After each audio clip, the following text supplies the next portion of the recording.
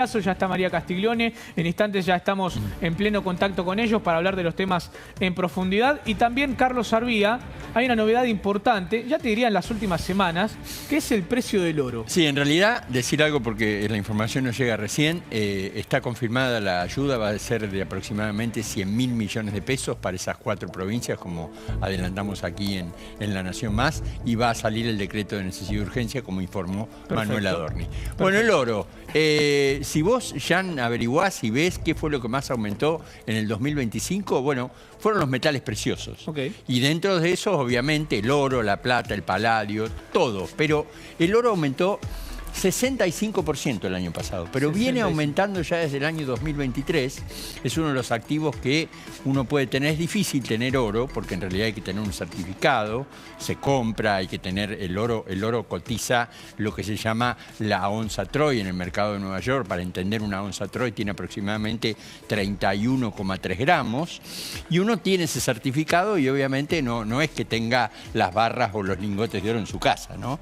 Pero aumentó 65%. Pero la plata aumentó 150%. ¿Qué pasó hoy con el oro? Llegó al récord mundial histórico, porque prácticamente el valor de la onza llegó hoy a los $4.500 en el mercado de Nueva York.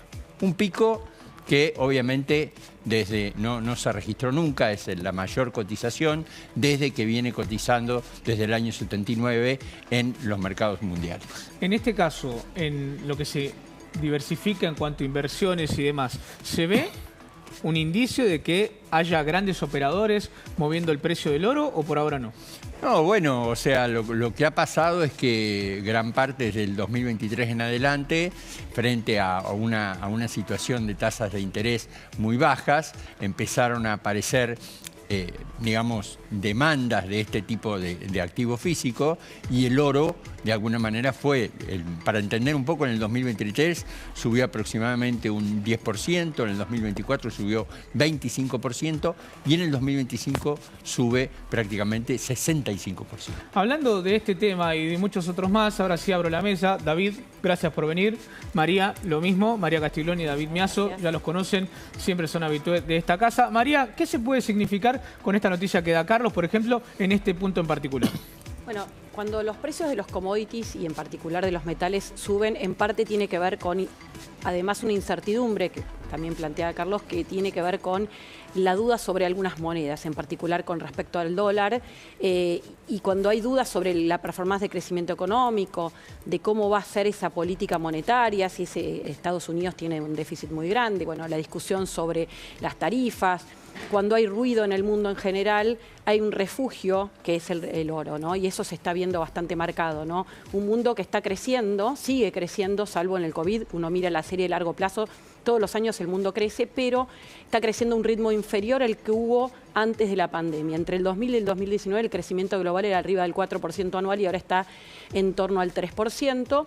Y también plantea la duda, no es el dólar y todo se refugia en el euro también genera dudas, el yen genera dudas y en definitiva se refleja cuando hay incertidumbre en una mayor demanda de algunos activos como el dólar, y eso para Argentina hoy es una buena noticia porque las inversiones en minería están empezando a aumentar fuertemente. Es uno de los rubros que mayores niveles de inversión requiere porque todavía está más verde, está muy atrasado respecto de nuestros vecinos como Chile y sobre todo Perú, que tiene un enorme peso en lo que es la actividad económica del oro y que se vio muy beneficiado con esta suba, ¿no? ¿Vos creés que las inversiones en minería durante 2026 o 2027 pueden acrecentar un poco más en la Argentina? No, ya están habiendo, han habido anuncios, ya arrancaron muchas, otras ya arrancaron un tiempo antes. Las mayores inversiones que se están anunciando en volumen, en magnitud de monto, tienen que ver con la minería. También una buena noticia es la suba del precio del litio, que ya está más desarrollado, sobre todo en el norte, que había tenido una baja, y eso también es una noticia positiva en un sector que junto con la energía está teniendo un superávit comercial enorme y que la perspectiva del futuro es que eso se incremente notablemente, y es algo distintivo de otras épocas donde Argentina tenía tal vez procesos de apertura de la economía, de desregulación, de ir hacia a una economía más integrada, porque en general lo que ocurría era que las inversiones iban a sectores importantes pero no eran generadores de dólares directos. Entonces estaba la dicotomía en aumento de importaciones en el corto plazo y necesidad de que sí o sí la financiación de eso fuera a través del mercado, ¿no? De lo que se llama cuenta capital o el financiamiento, que no es ni bueno ni malo, pero obviamente es una vulnerabilidad que en este proceso que estamos viendo parece difícil que vaya a ocurrir. O sea que yo diría que es algo en ese sentido favorable lo que está ocurriendo con los precios. En estas últimas horas, David, obviamente, si querés aportar una mirada sobre esto, pero también te quería insertar, por ejemplo, charlábamos con Carlos antes de comenzar el programa, el Premio Nobel de Economía elogió las políticas del presidente Milei, no sé si lo pudiste ver, leer, ¿qué significa esto desde tu óptica? Bueno, y lo relaciono, si querés, también con lo que estaba conversando con el oro, porque parte de la pérdida de valor de las monedas tiene que ver mucho con la acumulación de deuda que tienen los principales países o zonas emisores de las monedas de reserva del mundo. El alto nivel de deuda en Estados Unidos, el alto nivel de deuda en Japón, el alto nivel de deuda de muchos países de la Unión Europea, que es parte de lo que genera esa duda sobre cuánto van a preservar el valor esas monedas. Nosotros estamos muy acostumbrados a hablar de la pérdida de valor del peso para comprar bienes. Bueno, acá estamos hablando de una cuestión un poquito más global. Y en ese sentido, el mundo, el mercado internacional le empieza a pedir un poco a estos países un poco de racionalidad en términos fiscales. Bueno, dejen de tener profundos déficits que profundicen el problema de deuda y que puedan generar eventualmente una crisis financiera global porque las principales monedas de reserva y de referencia a nivel mundial pierden valor, ¿no? Entonces, en ese escenario mundial es donde por ahí una parte por lo que pelea Milei en términos de superávit fiscal centralmente, más allá de toda la cuestión de la libertad, etcétera, toma cierto valor internacional en este contexto, ¿no? En un contexto durante muchas décadas se le permitió a estos países incrementar la deuda porque era una forma también en la que estos países emitían y eso se terminaba convirtiendo en reservas de los principales bancos centrales del mundo que son los que exportaban, ¿no? Crecieron las reservas de Brasil, crecieron las reservas de China, etcétera. Bueno, era lo que alimentaba el circuito mundial. Bueno, ahora eso llegó a un punto que puede significar un problema. Y ahí es donde digo, las ideas de Milei respecto al superávit ya no son solamente una cuestión de los países emergentes que estábamos obligados a cumplir algunas reglas monetarias y fiscales y los países que emiten las monedas de reserva a nivel mundial podían un poco esquivar esa regla económica básica. Ahora parece que todos deberían empezar a cumplirlas un poquito más. Carlos. Sí, hay que decir que, digamos, hay un tuit hoy del presidente de la Nación, Javier Milei. Él le denomina fenómeno barrial y dice: el ganador del Nobel de Economía 2025 elogió a Javier Milei.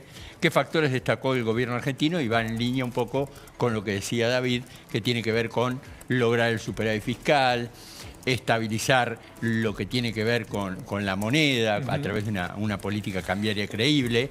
Y acá en el tema incertidumbre particular, y atando un poco lo que decía María, hoy un rumor muy fuerte, nosotros lo dijimos ayer también, de que Donald Trump, en la medida que la Reserva Federal de los Estados Unidos no le haga caso de bajar las tasas de interés, ayer repetimos, no bajó las tasas de interés de la Reserva Federal, dicen, la mayoría de los comentarios en Wall Street, que estaría dispuesto a echar al presidente de la Reserva Federal de los Estados Unidos, que es Jerome Powell.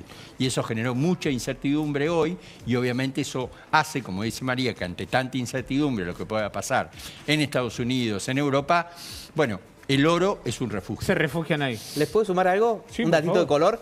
Para aquellos que tengan algo de oro y alguna vez pensaron en venderlo, puede ser un buen momento con estos máximos históricos. Alhajas o brillantes, parece Sí, parece que estoy haciendo la publicidad, claro, parece que está haciendo la publicidad. Pero hoy cualquier alianza, cualquier cosa, y también cuídenlos, vale mucho. Y hay que decir que se vende el gramo de oro, ¿no? El gramo de oro es lo que se vende. Uno no va a vender una onza Troy porque no tiene. Pero si vende 30 gramos de oro, para tener una idea, se hace de aproximadamente el valor que nosotros decimos. O sea que ya no vamos a hablar del rulo del dólar, sino del rulo del oro, ¿no? Bueno, en su momento con la brecha existía. Pero hoy hay mercado internacional serio y no tenés, digamos. Pero sí ha sido, digamos, de las inversiones del 2025, vuelvo a repetir, la plata subió 150% y el oro subió 65%. Y hoy, récord histórico. María, otro punto que siempre lo charlábamos con Carlos, pero obviamente queremos saber tu opinión y tu mirada, es acerca de los valores del riesgo país y un poco este valor, ¿no? Que por ejemplo subió un poquito, bajó un poquito, pero siempre se mantiene. ¿Qué significa esto para la economía argentina? Bueno, obviamente todos los días oscila porque tiene que ver con la tasa implícita, que es la suma de la tasa libre de riesgo, la de Estados Unidos, y más la sobretasa, que es el riesgo país, que exigen los bonistas que compran y venden. Es algo concreto, no es abstracto. Es ¿qué precio o cuál es el rendimiento mínimo que piden cualquier inversor para comprar un bono del gobierno argentino, ¿no? Y hoy todos los bonos están rindiendo un dígito, en 9%, un poquito más de 9% anual los más caros, el resto menos. Esto es una baja muy significativa, te diría, estás comparando con lo que había en mediados de 2018. Después de ese periodo el riesgo país empezó a aumentar, tuvo picos altísimos y bueno, ese proceso de reducción se vio, digamos, marcado, sobre todo en último tiempo, a partir del resultado de las elecciones de medio término, que dieron un respaldo, por un lado, de la gente, ¿no?, con ese número de votos, sino también con un cambio en la composición del Congreso que da margen a pensar que las reformas y el principal agenda de gobierno va a poder avanzar. Y este horizonte, obviamente, implica, y lo vimos rápidamente, los mercados cómo reaccionaron, y uno de ellos es el riesgo país. Y esto es importante porque el gobierno, que tiene equilibrio fiscal, que significa que con lo que recauda paga los gastos más los intereses de la deuda, tiene que enfrentar los vencimientos de capital, que tiene un perfil de vencimientos bastante complejo, que tienen que ver con los bonos que se reestructuraron en el 2020, que se concentran en estos años, y también obviamente los vencimientos de organismos internacionales, y que todos los países del mundo lo que hacen es renovar el capital e incluso se endeudan porque tienen déficit, o sea, colocan más deuda de la que vence, es lo normal. Argentina no podía acceder a los mercados con una tasa tan alta, por eso la baja del riesgo país empieza a ser un tema muy relevante y positivo, ¿no?, que acerca a Argentina a poder renovar si quisiera ir al mercado. Por ahora el gobierno ha dicho que no necesariamente va a pagar los vencimientos colocando deuda, pero obviamente la medida que el riesgo país siga bajando lo hace más atractivo. Ale. Perdón que termine con la dulzura, pero la pregunta del millón es imprescindible que se rompan los empleos, que se destruyan las empresas para que después volver, como dijo Sturzenegger o el propio Caputo? Mirá, cuando uno mira los indicadores, hay que mirar la macro y la micro y los sectores, ¿no? Lo que estás viendo es que en el agregado no es que hubo una destrucción grande de empresas o una caída del empleo. De hecho, algunos indicadores marcan que el empleo total está aumentando. El tema es que se está, digamos, consolidando lo que venía pasando hace tiempo, que es que lo que crece es el empleo independiente y el empleo informal. O el triple lo que no empleo. Crece, bueno, el triple empleo. Empleos. Lo que no Las crece, personas que antes no utilizaban su vehículo para trabajar, ahora la tienen que trabajar. Sí. La persona que antes no trabajaba su moto, ahora la tienen que trabajar. O directamente tienen que andar en bicicleta. Sí, los indicadores también marcan que en ese contexto la pobreza bajó. Es decir, tenés una dualidad en una economía que hace mucho tiempo, pues esto no es nuevo, viene estancada. De hecho, la economía no crecía desde 2011. Pero ¿no? Entonces, ¿es necesario destruir para crecer o se pueden hacer las dos cosas? En todas partes y en todos los países y en todos los momentos hay empresas que cierran y empresas que abren. Acá el punto es cómo viene la dinámica neta, digamos. Eso es algo normal en todas partes del mundo. Vos mirás las estadísticas y hay empresas que cierran, y la mayoría de las empresas que emprende un emprendedor, la mayoría fracasa y después tiene éxito. Entonces, no es que el modelo requiera. Lo que sí hay, lamentablemente, en una economía de muchos años de brecha altísima que genera muchas distorsiones, pero también, obviamente, un lugar para algún negocio que tal vez en un país normalizado no es negocio, y sí hay sectores que son perdedores y que es desafiante para aquel que le toca estar en ese lugar, ¿no? Este cambio económico tan grande que pensemos que con la brecha tenías un tipo de cambio que cuando uno lo ajusta por inflación, el tipo de cambio blue o los paralelos, que era disparatadamente alto, que era la contracara de que el enorme sobrante de pesos que había en la economía, pero como los argentinos solo accedían al oficial en intercambio comercial, el resto accedía, solamente podía comprar dólares en el paralelo, te da como un margen de protección, pero que no era sostenible. Y en el agregado perdíamos todos porque la economía caía. Entonces es difícil esa respuesta, porque es heterogéneo, hay sectores que no es que necesariamente tiene que haber desempleo, pobreza, no, de hecho los datos marcan que no está ocurriendo. Sí, el gran desafío que tiene Argentina de aquí en adelante es cómo, aprovechando la baja tasa de interés, se generan inversiones que permitan que muchos sectores dentro de los distintos rubros, por ejemplo el textil, que es uno de los que está más complicado, puedan competir y crecer en este contexto. Y hay otros sectores que tendrán que reconvertirse o pasar a otros rubros. Y bueno, obviamente esos son cambios que son difíciles, esas transiciones son difíciles. La clave es que la economía pueda seguir creciendo para justamente incorporar aquellos que hoy están en sectores complicados. Quería hacer una aclaración con el tema del crecimiento, que es muy importante, y lo dijo María, que por primera vez, si tomamos en cuenta el año 2024 y 2025, desde el 2011, la Argentina no crece 2 años consecutivamente. Y el otro tema es que en el 2026 es probable que también la Argentina crezca. El crecimiento económico, de alguna manera, lo que genera es mayor bienestar de la población. Y obviamente, voy a salir un poco del pesimismo de Alejandro. No es pesimismo, es pregunta, nada más. Voy a contestar parte de tu pregunta. En el mundo en general, en Estados Unidos, en todos los países de Europa, así como se destruye empleo, se crea empleo. ¿Cuál es el problema en la Argentina? Que lo explicó muy bien María. Es que se crea empleo, pero se crea empleo informal. Aquel empleo que el trabajador no está registrado, por lo tanto no tiene aportes, está en negro. Entonces lo que se busca en realidad cuando se trata de buscar crecimiento económico es que la mayoría de los trabajadores que están en un sistema totalmente en negro pasen al sistema en blanco. Si se logra eso, se habrá logrado el éxito. Si no, obviamente será un fracaso. David. Bueno, varias cosas. Respecto a lo último, la importancia del proyecto de ley de modernización laboral, ¿no? En muchos de estos aspectos que acaba de mencionar Carlos.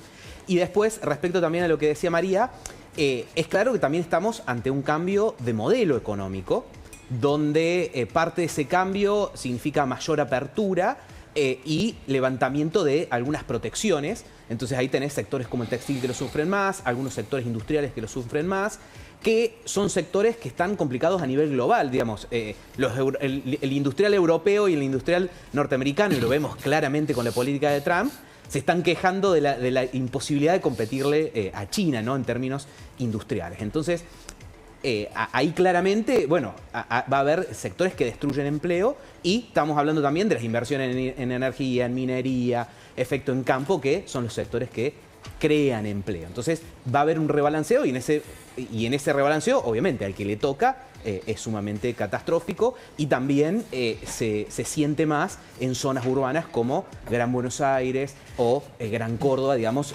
son el tipo de ciudades donde se sienten esos efectos más negativos. Y después también estamos ante un cambio de modelo, y nos podemos ir al comercio, por ejemplo, ante un cambio a nivel global también de la forma en que compramos, ¿no? Cada vez más con el e-commerce. Entonces cuando uno ve las estadísticas de consumo, están bien, pero vas y le haces una nota a muchos comerciantes y te dicen, no, cada vez vendemos menos. Bueno, pero porque también está cambiando la forma en la que la gente consume. Y después también otros sectores como, por ejemplo, restaurantes y algún tipo de consumo más diario, que en algunos momentos de la plena crisis 2022-2023 nos llamaba la atención, che, pero Palermo está lleno y no hay una crisis terrible. Y en ese momento decíamos, bueno, son algunas, igual que la construcción, son algunas de las brechas, de los brotes verdes de la brecha. Che, como tu plata no vale nada y vos no podés ahorrar para comprarte un auto, para comprarte una casa, para comprarte un electrodoméstico, y vas a ese consumo porque tampoco la plata te rinde, ¿no? Entonces, ahora que alguien puede estar pensando en un crédito UVA, que en términos de salario los electrodomésticos se abarataron mucho, en términos de salario los autos se abarataron mucho, los viajes internacionales, y eso también lo reflejan las estadísticas de turismo, se abarataron mucho en términos de salarios. Los números hace 2 días los dio Carlos. Exactamente. Cambia el consumo. Che, bueno, yo dejo de consumir alguno de ese consumo de inmediato y lo convierto en consumo por ahí de durables, porque ha cambiado mucho el precio relativo de las cosas en la economía. Hay un punto importante. Hoy, por ejemplo, hay un caso, y yendo a los cierres, hoy cerró una fábrica de una empresa muy importante de calzado en Misiones. Ok. Cerró. Sí. Ahora, ¿por qué termina cerrando? Por un tema, obviamente, que no da la competitividad en el tema salario, y no da la competitividad de golpe que te aparezca un Shein. Yo digo, cuando aparece un Shein en cualquiera de los rubros que hay en la Argentina, y Shein apareció y a la industria textil prácticamente le pegó un golpe terrible. ¿Pero por qué? Porque la Argentina estaba acostumbrada a pagar precios que en realidad no se pagan. Entonces, ahora nosotros estamos pagando los precios que son los precios que puede pagar el argentino. Pero ahí cuando marcan, y Carlos, bueno... Te voy a dar un caso. Un par de zapatillas del año pasado, promedio, valía $80. Es que hoy eso... conseguís un par de zapatillas por $45 a $50. Por eso, y María, ya que lo menciona Carlos, abro la pregunta. La ventana de enfrente, es decir, el textil, marca que la carga impositiva es lo que atenta contra la competitividad, como marca Carlos, de los dispositivos de China, de Estados Unidos, todo lo que sea de afuera, ¿sí? Para importar. Como dice Carlos, te metes hoy en Amazon o cualquiera y compras lo que quieras. En algún momento se va a revisar. La discusión también eso. tuvo planteada esta semana con Techint. Bueno, ni hablar. Una discusión que son los impuestos y la por protección. Tenés que considerar los impuestos y la protección que Argentina le daba a determinados sectores. ¿Eso y puede ahora cambiar? no están protegidos. Bueno, acá hay un tema, porque por ejemplo en el tema textil, y de hecho ayer creo que en este canal estaban hablando, había un debate, no sé si en este o en otro, o estuvieron por todos lados. Anoche explicando, claro, explicando el tema. Hay muchos rubros textiles que también importaban insumos y con la brecha no podían importar o era imposible, con lo cual la apertura no es que perjudica necesariamente, es un camino de ida y vuelta. Y acá hay que poner en perspectiva, la apertura argentina está dentro del Mercosur todavía, el Mercosur sigue teniendo alícuotas altas, no es que la protección es cero, sigue siendo 20% el arancel externo común textil, se bajó de 35 a 20, que es lo que tiene la región, el bloque Mercosur, no es que es cero como en otras partes del mundo, o Chile, que tiene menos aranceles. Dicho esto, también poder importar insumos para algunos rubros textiles fue importante, porque antes no tenían materia prima para poder producir. Lo que pasa es que no es solamente los impuestos, que sí es una parte, nacionales y provinciales, sino también cómo era la estructura productiva, cómo era el sistema de crédito, de financiación, es decir, cambió todo muy fuerte y hay partes que todavía no cambiaron, es decir, la forma de trabajar en las empresas, los recursos que usabas para hacer lobby, para conseguir una CIRA, o informarle al gobierno costos, como había que hacer. Todo ese esfuerzo durante años era de espaldas al consumidor, que se quería sacar los pesos encima y compraba lo que pudiera porque ese peso, con inflación creciente, valía cada vez menos. Entonces, ese cambio es muy grande. Entonces, esas cosas también hay que ponerlas en la balanza y es una sumatoria que creo que es un año 2026 donde va a ser muy importante el esfuerzo que se haga en todo nivel. Discutir impuestos, que creo que hay discusión, va a haber discusión en el Congreso, discutir impuestos provinciales y municipales, que algunos los aumentaron en vez de bajarlos, sí, ¿no? Es una locura.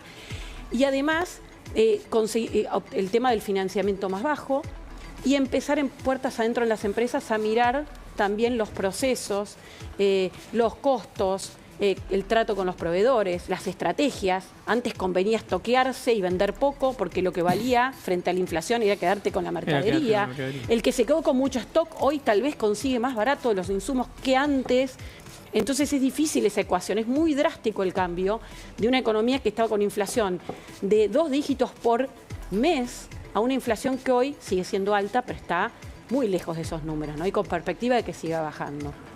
Una cosita nada más sumar para identificar la anomalía de la que veníamos, ¿no? Y que en textiles y tecnologías es donde más se ve. El flujo de argentinos cruzando a Chile y atascado totalmente un fin de semana largo cualquiera del año para gente volverse con el auto lleno de cosas, eso te marca la anomalía de donde estabas. Digo, más allá que uno puede discutir sí, no, falta tal cosa, deberíamos mejorar tal otra para que la cancha sea igual, etcétera, marcar desde dónde, desde la fuera de la normalidad donde estábamos. Si me permiten, abro un breve paréntesis, ya seguimos con la mesa económica, pero tenemos información urgente en La Nación Más.